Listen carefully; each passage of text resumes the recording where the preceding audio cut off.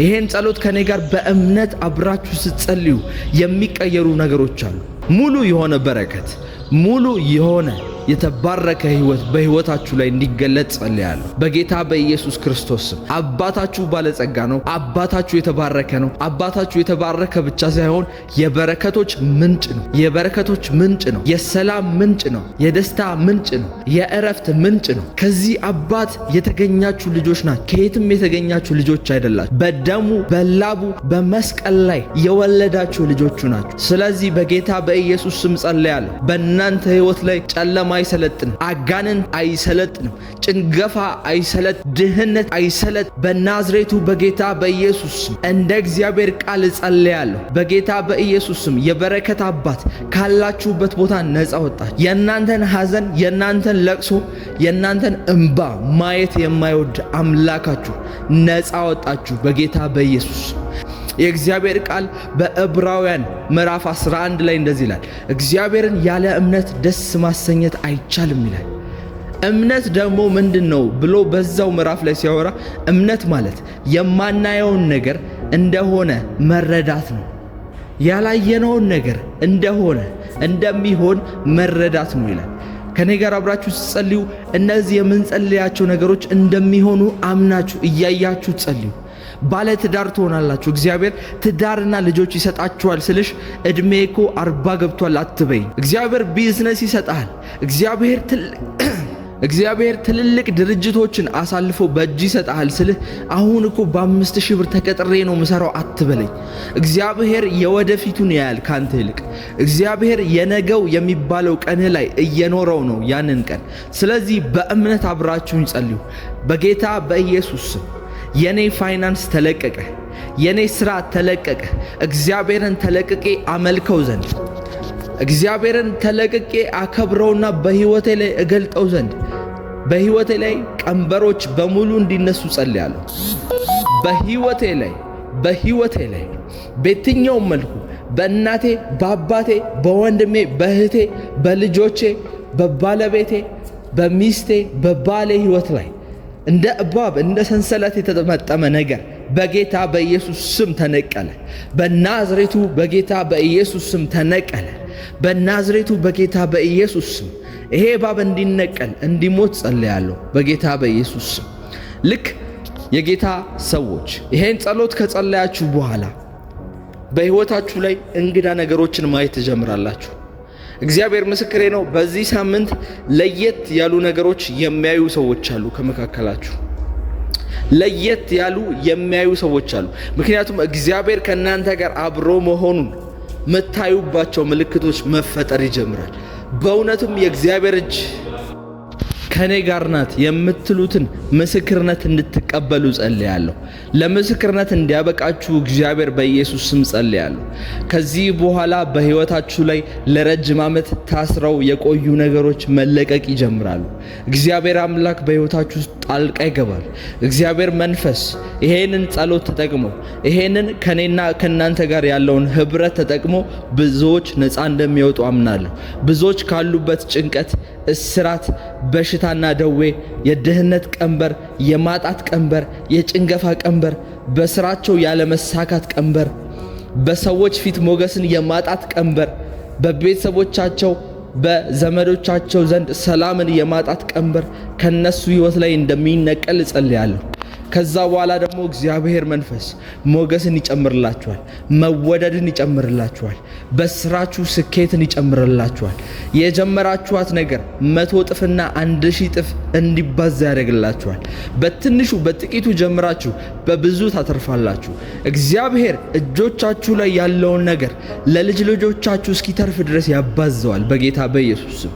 እግዚአብሔር ሆይ በተለያዩ ሰዎች ውጊያ ውስጥ ያሉ ሰዎች፣ በተለያዩ የሥራ ቦታ የቢዝነስ ወይም ደግሞ የቤተሰብ ጉዳዮች ውስጥ እግዚአብሔር ሆይ በሰዎች እየተዋጉ ያሉ ሰዎች፣ በሰዎች ምክንያት የተለያዩ ጫናና መከራ ያዩ ያሉ ሰዎች ስለምትፈርድላቸው አመሰግናለሁ። ይሄን ድምጽ ከኔ ጋር አብረው በሚጸልዩ ሰዓት ፍርድ ከዙፋን ዘንድ ስለሚተላለፍላቸው አመሰግናለሁ። ጌታ ሆይ በናዝሬቱ በጌታ በኢየሱስ ስም አንድ ቃል ስለምትናገር አመሰግናለሁ። አንድ ቃል ስለነሱ ስለምትናገር አመሰግናለሁ። አመሰግንሃለሁ። ከአንተ ዘንድ የምትወጣው አንድ የፍርድ ቃል ሕይወታቸውን እንደሚቀይር አምናለሁ። በጌታ በኢየሱስ ስም ከዙፋን ዘንድ አንድ ቃል ለወንድሞቼ ለእህቶቼ በዚህ ዓመት ሕይወታቸው እንዲቀየር በአዲሱ ዓመት በ2018 በ2026 በአዲሱ ዓመት ከኢትዮጵያ ውጭ ለሚኖሩ ሰዎች በሙሉ እግዚአብሔር ወይ አዲሱን ዓመት እንድትናገራቸው ተፈጸመ የሚል ቃል ከዙፋን ዘንድ ስለሚወጣላቸው በሕይወታቸው ላይ የመጨረሻዋ ንግግር ዛሬ አንተ ስለምትናገር አመሰግንሃለሁ። የእግዚአብሔር ቃል እንደሚናገር እግዚአብሔር ሆይ ተነስ፣ የእግዚአብሔር ክንድ ሆይ ተነስ እንደሚል ሁሉ በኢየሱስ ስም ፍርድን በጌታ በኢየሱስ ስም እናገራለሁ። ከዙፋኑ ሆኖ እግዚአብሔር ይፈርዳል። እግዚአብሔር ከመቀመጫው በክብሩ ባለበት ስለ እናንተ አንድ ቃል ይናገራል። ሌብራዶ ሻዳካሃሳቴ በናዝሬቱ በኢየሱስ ክርስቶስ ስም በዚህ ሌሊት በዚህ ጠዋት አብረውኝ እየጸለዩ ያሉ ወንድሞቼና እህቶቼ ስለ እነሱ አንድ ቃል ከእግዚአብሔር ዙፋን ዘንድ የፍርድ ቃል ስለሚተላለፍ አመሰግንሃለሁ። የነሱ በረከት ይለቀቅ ዘንድ የነሱ በተለያዩ ጉዳዮች የተያዙ በረከቶቻቸው ይለቀቁ ዘንድ የፍርድ ቤት የክርክር ኬዞች ቢኖራቸው በተለያዩ በስራ ቦታ ጫና እየደረሰባቸው ያሉ ሰዎች ካሉበት ፖዚሽን ካሉበት ቦታ ሊያፈናቅሏቸው በነሱ ላይ የተነሱባቸው ያደሙባቸው በተለያየ አድማ የገዛ ወንድምና እህቶቻቸው የተነሱባቸው ሰዎች እግዚአብሔር በዚህ ሌሊት በጌታ በኢየሱስ ስም ይናገራል። ከዙፋኑ ሆኖ እግዚአብሔር ይናገራል። የእግዚአብሔር ቃል በመዝሙረ ዳዊት ላይ እንደዚህ ይላል፣ በመሲሁና በእግዚአብሔር ላይ አንሾካሾኩ ወይም ደግሞ ተማከሩ፣ በእግዚአብሔርና በመሲሁ ላይ ተማከሩ ይላል። እግዚአብሔር ቀጥሎ ያደረገው እንደዚህ ነው። እግዚአብሔር በዙፋኑ ሆኖ ይስቅባቸዋል፣ ይሳለቅባቸዋል ይላል። ከእግዚአብሔር ዘንድ የሚወጣ የሳቅና የመሳለቂያ ኃይል የእነሱን ነገር ያጠፋል። እግዚአብሔር የእናንተን ጉዳይ ለመፍታት ብዙ ማድረግ አይጠበቅበትም። እግዚአብሔር ከዙፋኑ ሆኖ አንድ ቃል እግዚአብሔር ከዙፋኑ ሆኖ ሲስቅባቸው እነዛ ጠላቶች የእናንተን ጉዳይ ለ10 ዓመት ለ20 ዓመት የያዙ እነዛ ሰይጣኖች እነዛ በስራ ቦታ የሚያንገላቷችሁ እነዛ በቤተሰብ ጉዳይ የሚያንገላቷችሁ ትዳራችሁን የሚበጠብጡ በተለያየ ምክንያት ሰላማችሁን የሚነሱ ሰዎች ጸጥ ማለት ይጀምራሉ። እግዚአብሔር ግን በዙፋኑ ሆኖ ይስቅባቸዋል፣ ይሳለቅባቸዋል። ሌብራዶስ ሻዴኬቤ የእግዚአብሔር መንፈስ ብዙዎችን ዛሬ ነፃ ያወጣል። ብዙዎችን ዛሬ ነፃ ያወጣል። ለብዙዎች ዛሬ የፍርድ መልእክት ሲተላለፍ እግዚአብሔር ያሳየኛል። እግዚአብሔር የምስራችን የሚያሰማቸው ሰዎች አሉ። እግዚአብሔር የምስራችን የሚያደርሱ መላእክቶችን ወደ እነሱ የሚልክ ሰዎች አሉ። ከእግዚአብሔር ዘንድ ዙፋኑ ዘንድ መልእክት የሚላክላቸው ሰዎች አሉ። በስልኮቻቸው በመልእክቶቻቸው በኢሜል በተለያዩ ዜናዎች የምስራችን የሚሰሙ ሰዎች አሉ። ከእግዚአብሔር ዙፋን ተፈርዶልሻል ልጄ፣ እስከዛሬ ስትለምኚኝ ነበር፣ እስከዛሬ በጓዳሽ ውስጥ ስትጸልዩ የነበረውን ጸሎት ሰምቻለሁ። ዛሬ ግን ጸሎትሽን መስማት ብቻ ሳይሆን መልስንም ልኬልሻለሁ የሚል ሜሴጅ፣ መልስን ልኬልሻለሁ፣ ፋይናንስሽን በጌታ በኢየሱስ ስም አይቼዋለሁ የሚል መልእክት። ፋይናንስሽ ተቀይሯል። እስከዛሬ በድህነት ስትጎሳቆይ ቆይተሻል። ለቤተሰቦቼ ምን እሰጣለሁ፣ ቤተሰቦቼን ምን አበላለሁ፣ ምን አደርግላችኋለሁ ስትለምኝኝ ቆይተሻል። ዛሬ ግን ከዙፋኑ ዘንድ ፍርድ ይሆንልሻል የሚል የምስራች። የእናንተ ፋይናንስ እንደተቀየረ የሚያበስሩ የእግዚአብሔር መላእክቶች ከእግዚአብሔር ዙፋን ዘንድ ይላካሉ። እግዚአብሔር መላእክቶችን የሚጠቀመው ለመልእክት ነው። የተለያዩ ስፍራዎች ላይ መጽሐፍ ቅዱስ የተለያዩ የምስራቾችን መልአኮች ተሸክመው እንደሚሄዱና ለቅዱሳን እንደሚያደርሱ ይናገራል። ለምሳሌ ቅድስት ድንግል ማርያም ጋር የመጣው ገብርኤል የሚባለው መልአክ ለእርሷ የምስራችን ይዞላት መጥቶ ነበር። እንዲሁም ደግሞ ዳንኤል ጋር ጸሎቱ መሰማቱን ያበስረው ዘንድ የእግዚአብሔር መልአክ ተልኳል።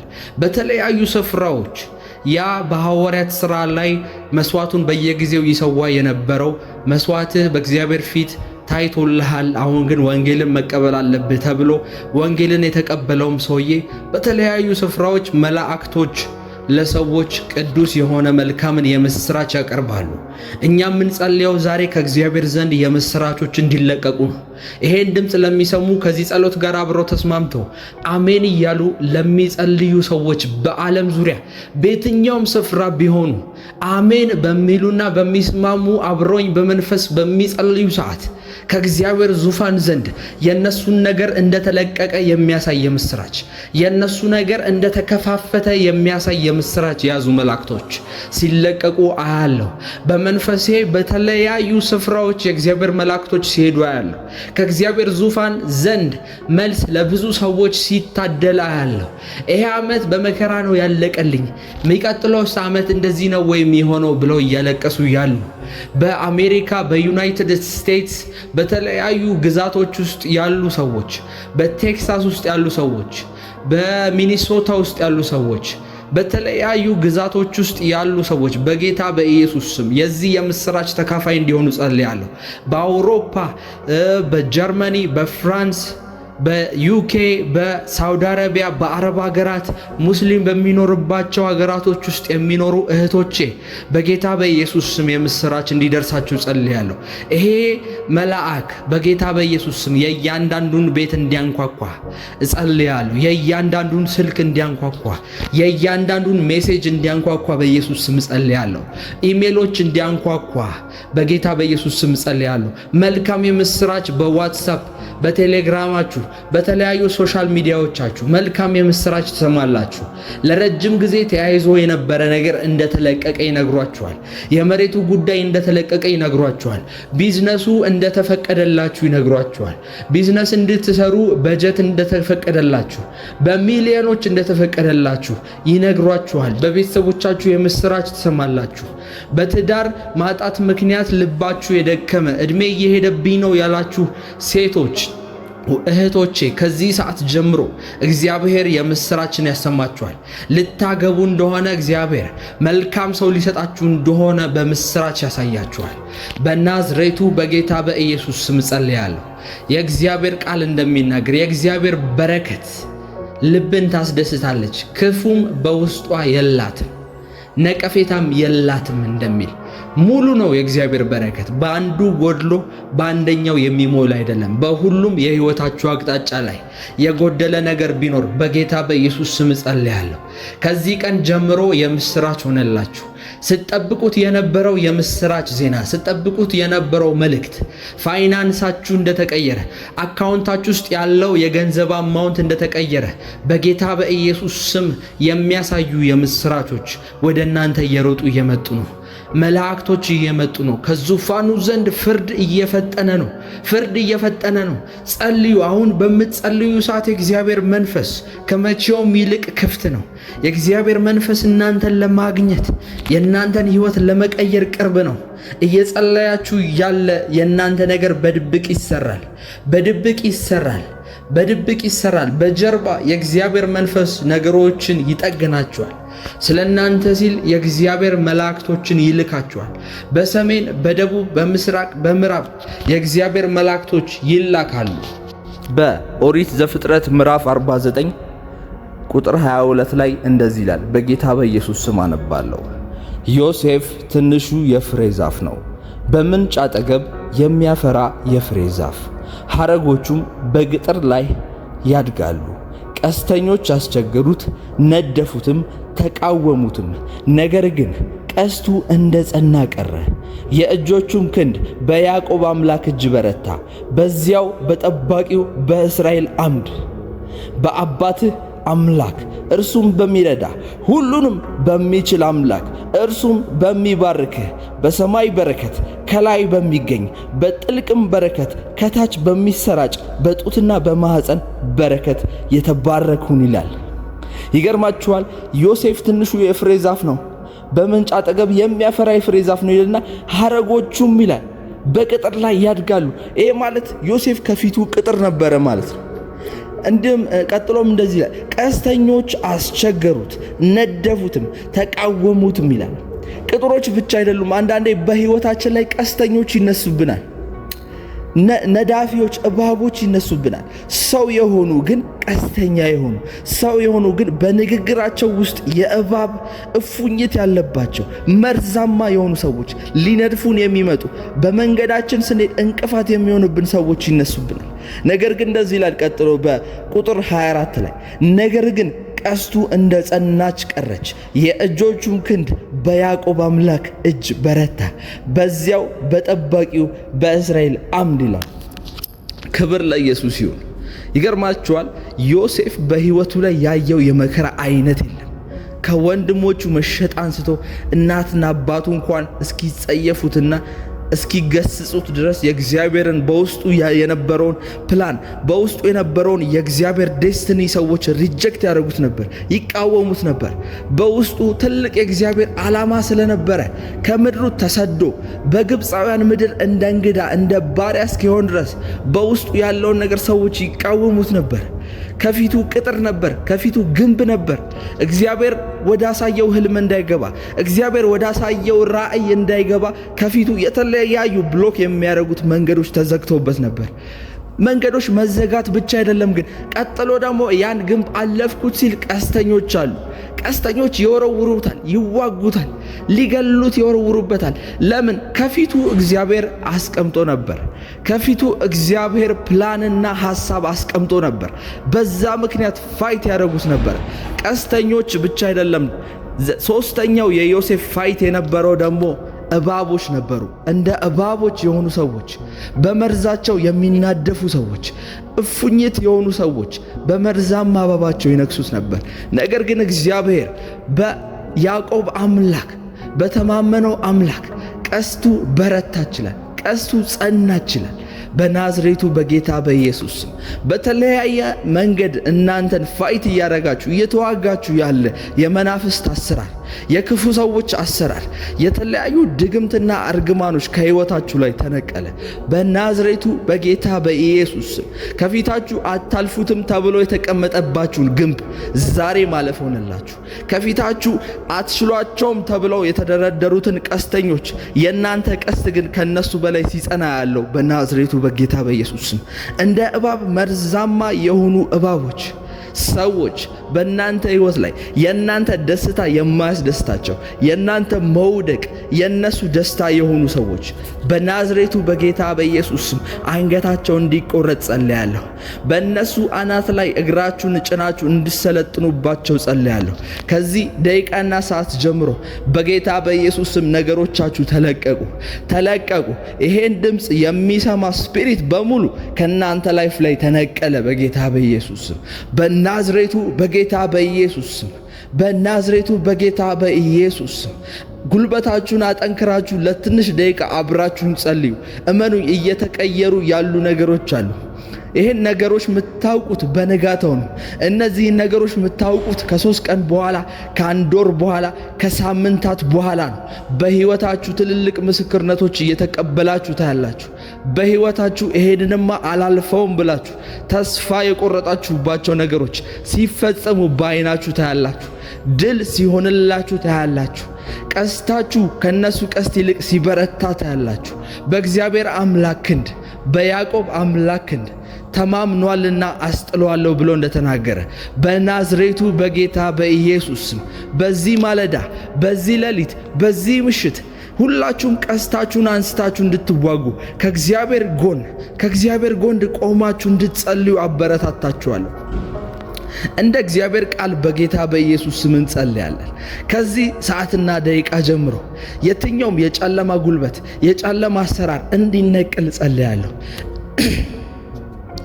እንደዚህ ብላችሁ ተናገሩ። እኔ የእግዚአብሔር ልጅ ነኝ። እኔ የጀመርኩት ነገር አይጨነግፍም። እኔ የጀመርኩት ትዳር አይጨነግፍም። እኔ የጀመርኩት የሥራ በር አይጨነግፍም። በገባሁበት ቦታ ሁሉ ፍሬያማ ሆናለሁ። እኔ የእግዚአብሔር ልጅ ነኝ። ከኔ ሕይወት ውስጥ ደስታና ሰላም አይታጣም። እኔ የእግዚአብሔር ልጅ ነኝ። ፈጽሞ ልጨነቅ አልችልም። ፈጽሞ በሕይወቴ ውስጥ ረብሻ አልፈልግም፣ አይሆንብኝም እያላችሁ ጸልዩ። ማንነታችሁን ተናገሩ። ለሚጠይቃችሁ ማን ስለሆንሽ ነው እያለ በውስጥሽ ስለሚመጣው ድምፅ ተናገሪበት። እኔ የእግዚአብሔር ልጅ ነኝ። እኔ በአብ ቀኝ የምቆም የእግዚአብሔር ልጅ ነኝ። ክርስቶስ ኢየሱስ በሞቱና በትንሣኤው ምክንያት ሕያው ያደረገኝ፣ ሞቼ ነበርኩኝ በኃጢአትና በዚህ ዓለም ሞት ምክንያት ሞቼ በጨለማ ዘንድ ነበርኩኝ፣ አሁን ግን ሕያው ሆኛለሁ ይላል። ቅዱስ ቅዱስ ቅዱስ አምላክ የተፈራህ የተከበርክ የዓለማት የፍጥረታት ጀማሪና ፈጻሚ አልፋና ኦሜጋ በሰው አይምሮ በሰው ጥበብ በሰው ዕውቀት ልትገመት ልትታይ የማትችል አምላክ ሆይ እናመሰግናለን። እግዚአብሔር አምላክ ሆይ ድንቆችን በሕይወታችን ላይ እያረክ ስለሆነ እናመሰግናለን። ያንተ ሕይወት በልጁ በኢየሱስ ክርስቶስ በኩል በሕይወታችን ላይ የተገለጠ ስለሆነ እናመሰግናለን። ቀን በቀን ያንተን የአሸናፊነትን ሕይወት እየተለማመድን ስለሆነ እግዚአብሔር ሆይ በሕይወታችን እየገጠሙን ያሉትን የትኛውም ፈተናዎችን እያሳለፍከን እያበረታህን፣ ስንደክም ደግሞ ምሕረትህን እያበዛህልን፣ አቅም ስናጣ ደግሞ ኃይልህን እየሞላህልን፣ መንገድ ሲጠፋን ደግሞ መንፈስ ቅዱስ ምሬትን እያሳየን የማናቀው ነገር እንኳን ቢኖር በውስጣችሁ ያለው ቅዱሱ ቅባት ራሱ ያስተምራችኋል ተብሎ በቃሉ እንደተጻፈ እየመራህን ስለሆነ እናመሰግናለን። በጭፍን እውርን እንደሚመራው አንሄድም። አባት ሆይ እናውቃለን፣ ያንተን ድምፅ ለይተን እናውቃለን። በቀናቶች ውስጥ ከምን ያህል ክፉ ከምን ያህል መከራ እያስመለጥከን እንደሆነ እናውቃለን። አይታወቀንም እንጂ ከስንቱ ክፉ ከስንቱ ጨለማ ከስንቱ ሕይወታችንን ሊቀጥፉ ከሚመጡ ነገሮች እያሳለፍከን እንደሆነ እናውቃለን። አምላኬ ሆይ ዛሬ ምንም ልንልህ አንወድም፣ ነገር ግን እናመሰግንሃለን ልንል እንወዳለን። አባታችን በክንፍህ ጥላ ስር ተንደላቀን እየኖርን ስለሆነ እናመሰግናለን። በሽታ ስላላገኘን፣ ረሃብ፣ ችግር፣ ቸነፈር ስላላገኘን እናመሰግናለን። እንደ ጠላት ሐሳብ ቢሆን እንደ ክፉ እንደ አውሬው ሐሳብ ቢሆን ይሄኔ ተቀብረን ካፈር ስር ነበርን። ነገር ግን የዛሬዋን ትንፋሽ እንኳን ልንቀበል የቻለው በአንተ ምሕረት፣ በአንተ ፍቅር፣ በአንተ ቸርነት አንተ ስለወደድክ አዲስ ቀንን ልታሳየን ስለወደድክ ስለሆነ እናመሰግናለን። ውሏችንን በሰላም ስለጨረስክልን እናመሰግናለን። ከብዙ ክፉ አድነህ፣ ከብዙ መጎሳቆል መንከራተት አድነህ፣ ሰላማችንን ከሚወስዱ እረፍት ከሚነሱን ነገሮች አስመልጠህ እዚህ ስላደረስከን እናመሰግናለን። በዚህ ሰዓት በምስጋና ወደ አንተ ልንቀርብ እንወዳለን። አባት ሆይ እኛ ማንም አይደለንም። እኛ ምንም የተሻለ ነገር የለንም። ወደ እኛ ስትቀርብ ምንም የሚጠቅም የተሻለ ነገር አይተህ አልቀረብከንም። ከነ ድካማችን ከነ አቅመ ቢስነታችን ፈልገህን መተናል። አባት ሆይ በአንተ ዘንድ ያሉ እጅግ ቅዱስ መላእክቶች አሉ። በዙሪያ እጅግ የሚያስፈሩና ቅድስናቸው በኃይል የሚገለጥ መላእክቶች አሉ። ነገር ግን ከነሱ አብልጠህ ልጅ ልታረገን ስለወደድክ እኛ የተጣለን የሰው ልጆችን ልታነሳን ልታከብረን ስለወደድክ እናመሰግናለን። በአንተ ፊት በክብር ልንቆም አቅሙን እንኳን ስላገኘን የናዝሬቱ የኢየሱስ ክርስቶስ ስም ለዘላለም ይባረክ፣ የተባረከ ይሁን። ግርማ ሞገሳችን ነህ፣ መውጣት መግባታችን ነህ። በጠላቶቻችን በሰይጣን በክፉዎች ፊት ቀና ብለን እንድንሄድ አቅም የሰጠህን አንተ ነህ። ዛሬም በአንተ ላይ ተደግፈን በአንተ ምሕረት በአንተ ቸርነት ላይ ተደግፈን ስለ ነገ እናናገራለን። ስለ ነገ ደረታችንን ነፍተን እንናገራለን። ነገ የሚባለው ቀን ላይ ድልን እናወራለን። ነገ የሚባለው ቀናችን ላይ በረከትን እንጠራለን። ነገ የሚባለው የእኛ ቀን ላይ እግዚአብሔር አምላክ አንተን እናስቀድማለን። አንተ ቀድመህ የገባህበት ስፍራ ሁሉ የተባረከ ይሆናል። አንተ ቀድመህ ያልገባህበት የእኛ የህይወት ጎዳና ሁሉ የተበላሸ ነው። ሙሴ እግዚአብሔር ሆይ አንተ ከፊቴ ካልወጣህ አልወጣ ብሎ በመጽሐፍ ላይ እንደተናገረ እግዚአብሔር ሆይ በየትኛውም በህይወታችን መስፈርት ውስጥ አንተ ቀድመህ ውጣ። በአገልግሎታችን ውስጥ አንተ ቀድመህ ውጣ። በስራችን፣ በቢዝነሳችን፣ በቤተሰባችን እናረጋቸዋለን ብለው እናረጋቸዋለን ብለን ባቀድናቸው ነገሮች ሁሉ ሳይቀር እግዚአብሔር አምላክ ሆይ አንተን እናስቀድማለን። አንተን በማስቀደም ውስጥ ያለ በረከት አለ። አንተን በማስቀደም ውስጥ ያለ ጥበብ አለ። አምላኬ ሆይ ስለ ነገው አናቅም፣ ነገር ግን አንተ ነገን ኦልሬዲ ኖረኸዋል። ስለ ነገ አናቅም፣ ነገር ግን እግዚአብሔር ሆይ አንተ አልፋና ኦሜጋ ነህ። በሰዓት ያልተገደብክ፣ በነገና በዛሬ ውስጥ ያልተያዝክ እግዚአብሔር ሆይ የእኛን ነገ ጽፈ ጨርሰኸዋል። አንተ ከኛ በላይ ስለ ነገ ታውቃለህና ስለ ነገ አንተን እናምናሃለን። በናዝሬቱ በኢየሱስ ክርስቶስ ስም እንጸልያለን። በነገው የኛ ሕይወት ላይ አንተ እንድትቀድም እግዚአብሔር ሆይ ያንተ ቃል ኪዳን፣ ያንተ ጸሎት፣ ያንተ ቃል ኪዳንና ያንተ ኃይል ከኛ ቀድሞ እንዲወጣ በኢየሱስ ስም እንጸልያለን። የናዝሬቱ ኢየሱስ ክርስቶስ ስለኛ ስለምትማልድ፣ ስለኛ ስለ ጥብቅና እናመሰግናለን። ቅዱስ ቅዱስ እግዚአብሔር ሆይ ከፍ ከፍ እናረጋለን፣ እናመሰግናለን። ስላደረክልን ስለ ምሕረትህ፣ ስለ ውለታ፣ ስለ ቸርነት እናመሰግናለን። ተቆጥሮ ስለማያልቀው ስለ ውለታ እናመሰግናለን። በየቀናችን ውስጥ ስለምናያቸው ጥቃቅን ተአምራቶችና ትልልቅ ቸርነቶች እግዚአብሔር ሆይ እናመሰግናለን። ያለ አንተ አንዳች ቀን እንኳን ልናሳልፍ አንችልም። ያለ አንተ እግዚአብሔር ሆይ ያንተ ምሕረት ባይበዛልን ኖሮ በጠላቶቻችን ጥርስ ንክሻ ውስጥ በወደቀን ነበር። ጠላቶቻችን በእኛ ላይ ባፌዙብንና በቀለዱብን ነበር። እግዚአብሔር ሆይ በአንተ ነው ክብርን ያየ ነው። በአንተ ነው ባህሩን የተሻገር ነው። በሕይወታችን ውስጥ አናልፋቸውም ብለን ብዙ ተስፋ የቆረጥንባቸው ጊዜያቶች ነበሩ። በሕይወታችን ውስጥ ንጋትን ዳግመኛ አናይም ብለን ያሰብንባቸውና ሞታችንን የጠበቅንባቸው ጊዜያቶች ነበሩ። ነገር ግን እነዛን ጊዜዎች እግዚአብሔር ሆይ በአንተ ምሕረት፣ በአንተ አብሮነት፣ በአንተ ጥበቃ አልፈናቸዋል። አንተ ቅዱስ ባትሆን፣ አንተ እንደ ሰው ሳይሆን እንደ ራስህ እንደሆንክ አልፈነዋል። አንተ ራስህ ስለሆንክ፣ አንተ ቅዱስ መሐሪ ቸር አምላክ ስለሆንክ ብቻ አልፈነዋል። ያንን ክፉ ጊዜ እግዚአብሔር ሆይ በአንተ አልፈነዋል። ነገም ደግሞ የሚያጋጥሙንን ወጀቦች፣ ማዕበሎች ነገም የምናልፈው አንተን በማመን ነው። ትላንት ያሳለፍከን አባት ሆይ ነገም እንደምታሳልፈን ምንተማመነው እግዚአብሔር ሆይ አሳልፈን ስለምናቅ ነው።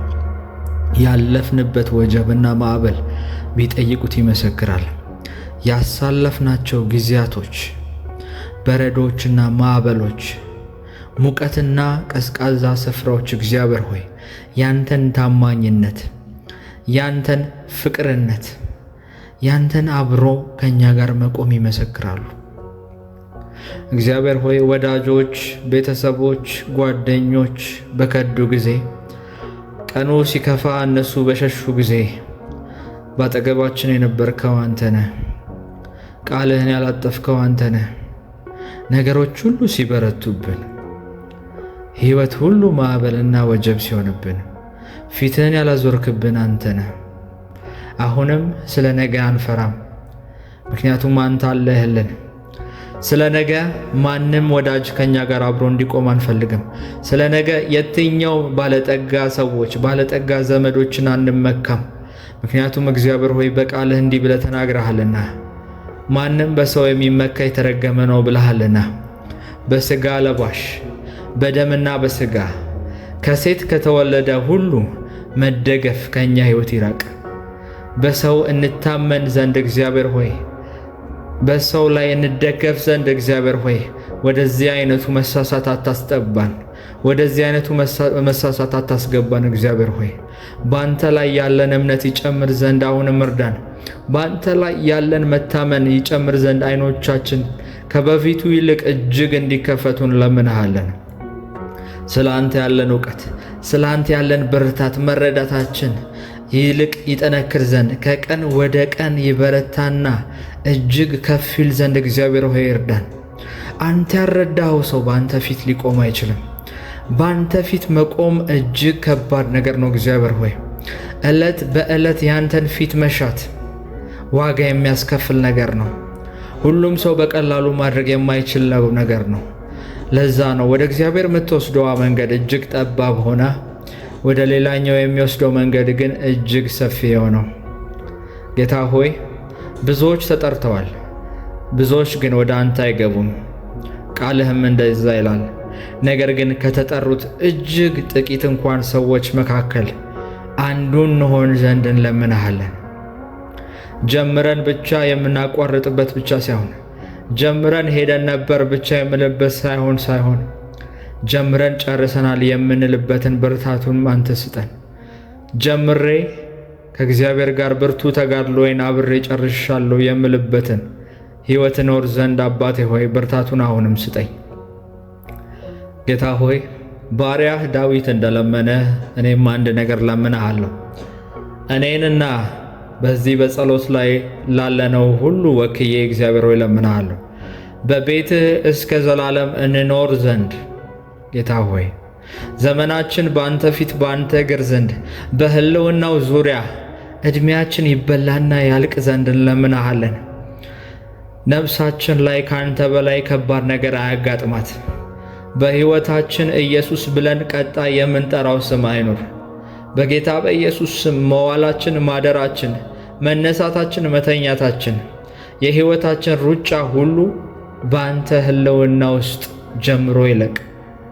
የእግዚአብሔር ቃል በመጽሐፍ ቅዱስ ላይ እንደዚህ ይላል፣ አስቀድማችሁ ጽድቁንና መንግሥቱን ፈልጉ ሌላው ሁሉ ይጨመርላችኋል ብሎ ይናገራልና የእግዚአብሔር ጽድቅና መንግሥት ምንድን ነው?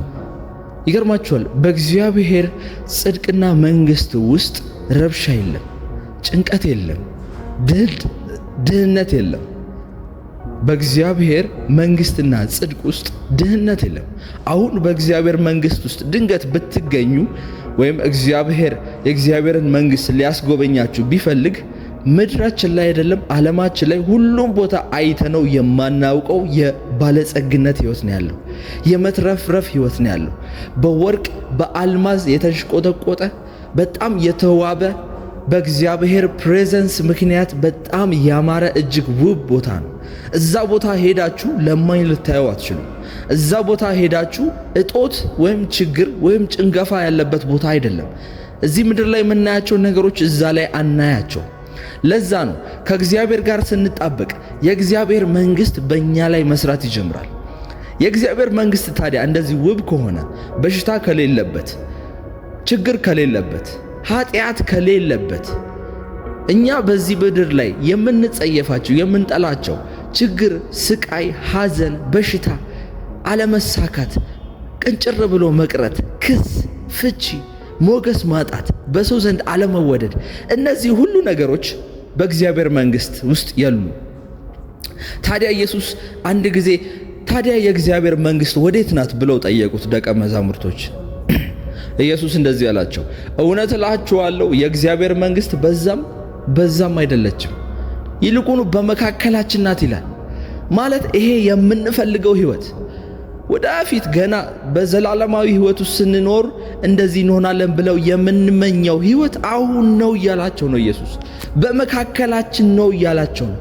ይሄ ከችግር ነፃ የወጣው ቦታ፣ ከበሽታ፣ ከኃጢአት፣ ከተለያዩ እርግማኖች ንጹሕ የሆነው ቦታ ገና ስንሞት አይደለም የምንሄደው፣ እዚሁ አጠገባችን ነው። ስለዚህ አንድ ሰው በጣም በበሽታ እየተቸገረ እየተሰቃየ በበሽታ ውስጥ ያለ ሰው ገና ሞቼ በጌታ ዘንድ ሄጄ እዛ ነው ጤነኛ መሆነው ካለ ይሄ ሰውዬ የእግዚአብሔር መንግሥት ምን እንደሆነ አልገባውም፣ ምን እንደሆነ አላወቀም።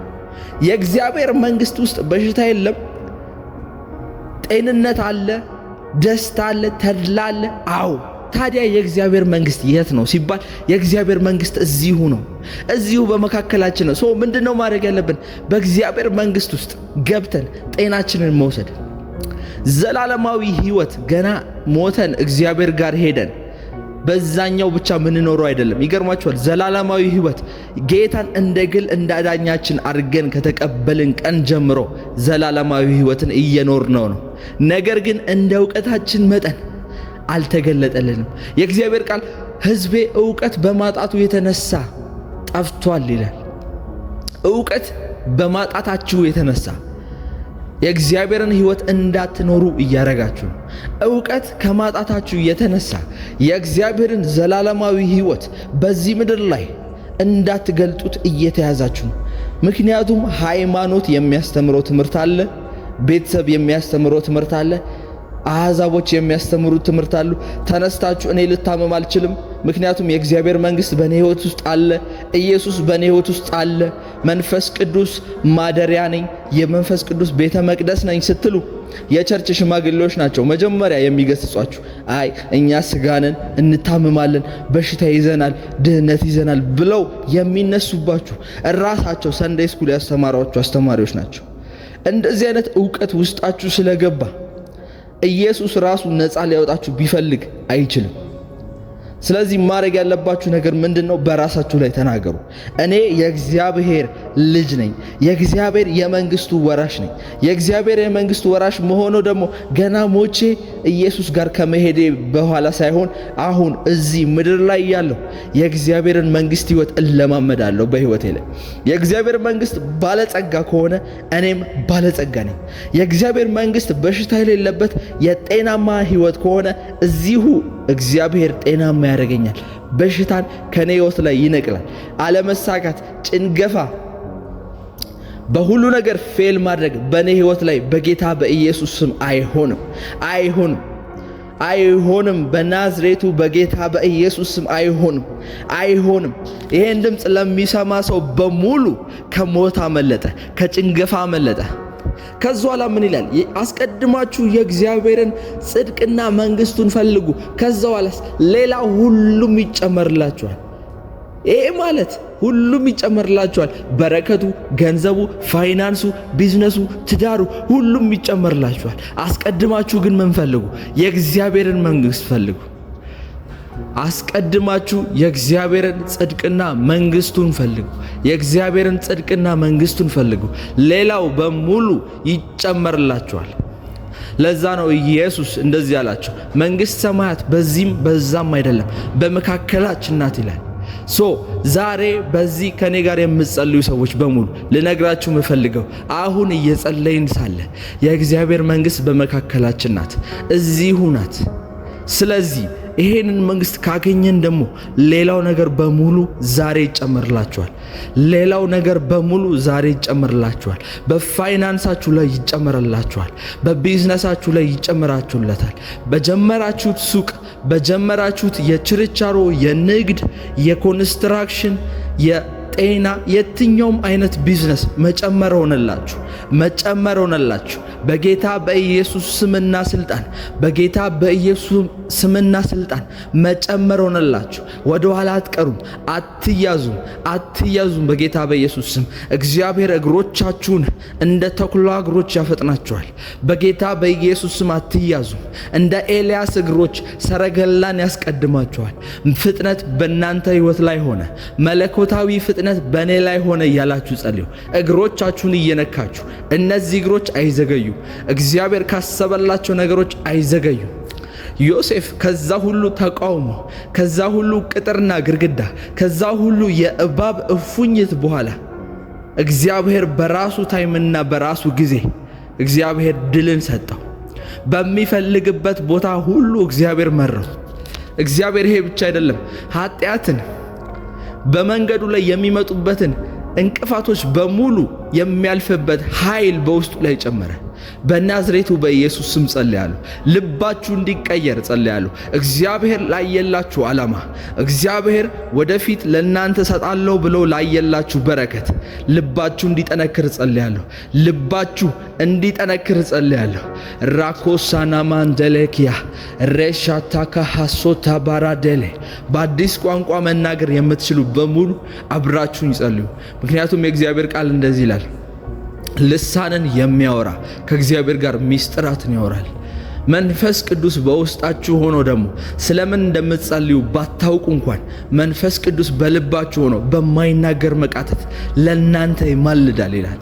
ስለዚህ ለትንሽ ደቂቃ ባላችሁ ልሳን ጸልዩ።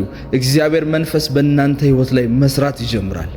ላብራዶሻ ተሄሰኬያ ሌቭራኖሳ ተሃዴ ራካና ማሳታላዴያ ሌፕራዶሻ ታሳቴኬ ራኖሳ ናማንደኬሊያ በጌታ በኢየሱስ ስም የእግዚአብሔር መንግስት በእኔ ህይወት ላይ መገለጥ ጀመረ።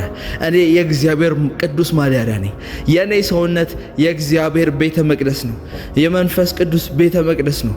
የእግዚአብሔር ቃል ሲናገር ሰውነታችሁ የመንፈስ ቅዱስ ቤተ መቅደስ አይደለምን ይላል። ይሄ የኔ ሰውነት የመንፈስ ቅዱስ ማደሪያና ቤተ መቅደስ ከሆነ በሽታ በዚህ ሰውነት ላይ በጌታ በኢየሱስ ስም ሊሰራ አይችልም።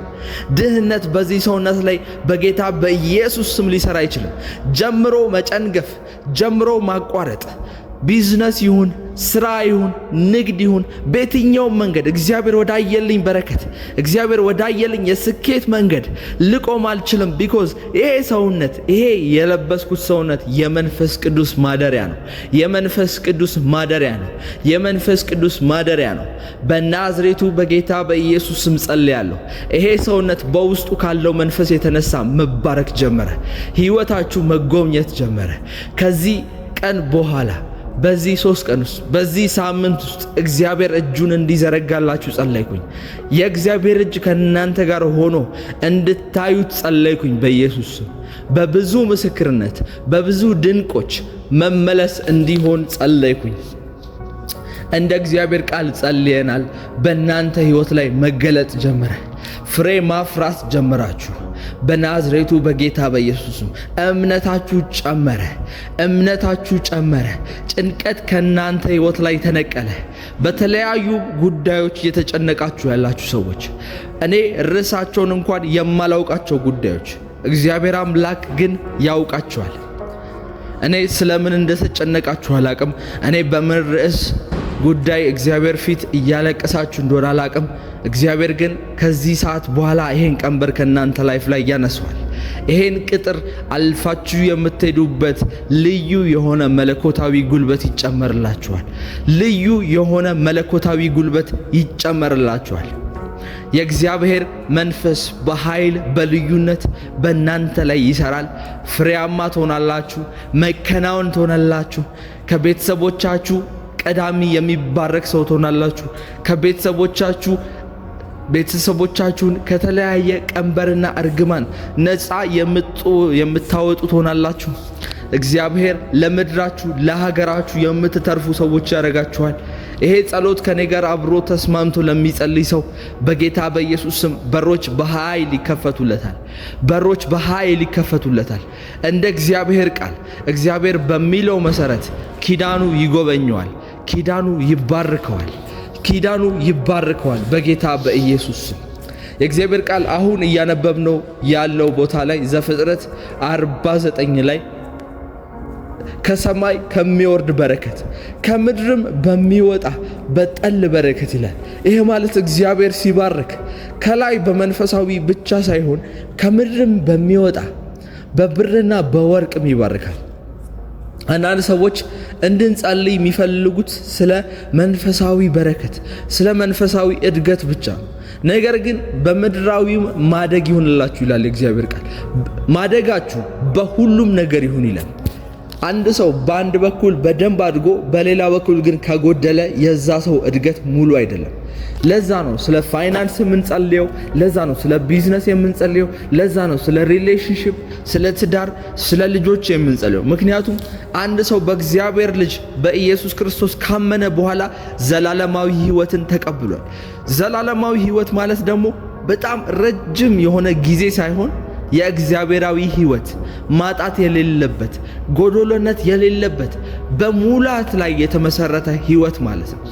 በናዝሬቱ በጌታ በኢየሱስ የእግዚአብሔር ልጅ ከሆናችሁ፣ በእግዚአብሔር ልጅ አማካኝነት በኢየሱስ ከዳናችሁ፣ ከዚህ በኋላ ሕይወታችሁ ጎዶሎነት እንዲነቀል እጸልያለሁ። ጎዶሎነት ከናንተ ሕይወት ላይ ተነቀለ።